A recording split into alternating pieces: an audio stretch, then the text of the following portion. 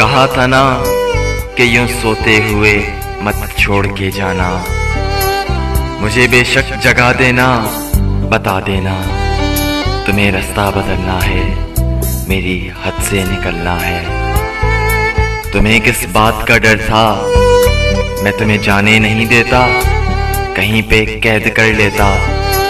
ارے پاگل، محبت کی طبیعت میں زبردستی نہیں ہوتی، جسے رستہ بدلنا ہو اسے رستہ بدلنے سے، جسے حد سے نکلنا ہو اسے حد سے نکلنے سے۔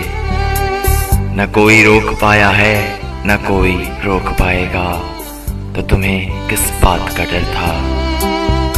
مجھے بے شک جگا دیتے، میں تم کو دیکھ ہی لیتا، تمہیں کوئی دعا دیتا، کم از کم یوں تو نہ ہوتا۔